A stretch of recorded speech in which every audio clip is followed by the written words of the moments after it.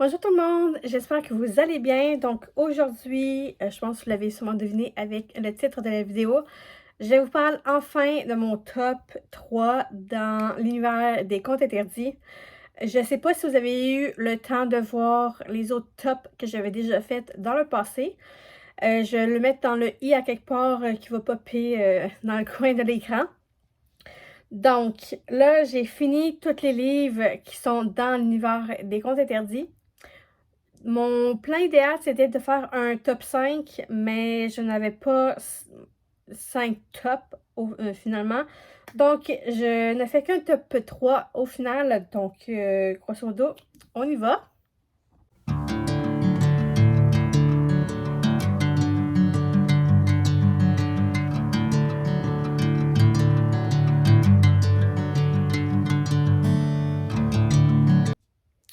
Donc, mon fameux top 3, laissez-moi savoir si c'est le vôtre ou pas du tout. Et laissez-moi savoir en commentaire quel est votre top 3 à vous des classiques, pas fait des classiques, dans l'univers des contes interdits, parce que j'aimerais beaucoup savoir c'est lequel qui est votre top 3 à vous autres. Donc, en troisième position, on retrouve Nadia de Sylvain Johnson, qui est une journaliste qu'on retrouve dans Cendrillon. Et là, on la retrouve, elle, hantée par les souvenirs de Cendrillon, de son histoire et de tout ce qu'elle doit traverser pour survivre. Donc, j'ai adoré ma petite lecture de ce journaliste qui sort des sentiers battus. Ensuite, j'ai découvert un petit peu plus l'envers du décor des trafics, de tout ce qui est organisation criminelle. Je pense que ça ressemble grosso modo à ça. Honnêtement, je m'y connais vraiment pas, mais je pense que ça ressemble à ce que j'ai lu dans dans cette petite pépite. Donc ici, c'est Red qu'on retrouve dans Baba Yaga de Dominique Bellavance. Donc, ce jeune homme, il a été en fait enlevé et éduqué dans l'organisation criminelle et il travaille là-dedans. Puis, en fait, il faut qu'il aille retrouver des esclaves humains parce qu'ils implantent en fait des puces. Puis là, ils ont comme il y a comme 3 personnes qui ont disparu, puis là, il faut qu'il aille enquêter. Donc, j'ai adoré, en fait, découvrir un petit peu plus l'envers de ce décor-là, en fait. Donc, j'ai adoré ma lecture. Et on retrouve en numéro 1, en fait, un livre de Sonia Alain qui est Malicia. Donc, ici, c'est une jeune Dijane qui se fait rejeter par sa communauté et se ramasse malgré elle dans des trucs pas nets. Elle essaye de survivre malgré tout.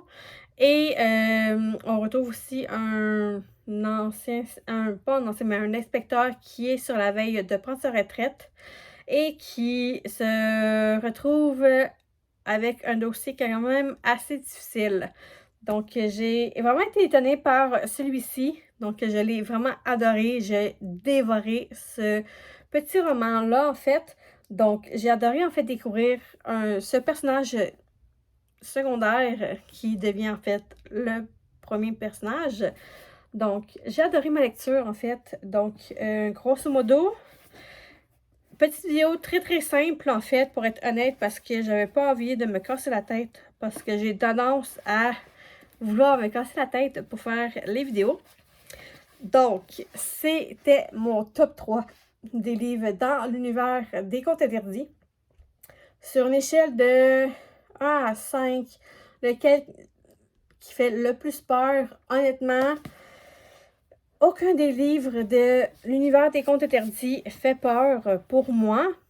Donc, si vous n'aimez pas avoir peur, mais que vous voulez découvrir un petit peu plus les contes interdits, vous pouvez toujours les lire, mais c'est toujours bien de lire le conte original pour mieux comprendre.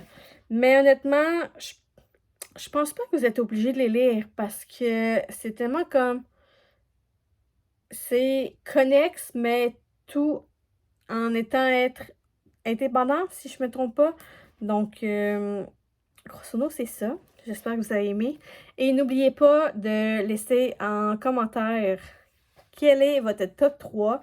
Je veux tout savoir. Donc, si vous avez aimé cette petite vidéo très très simple, n'oubliez pas de liker, de commenter et on se retrouve pour une prochaine vidéo.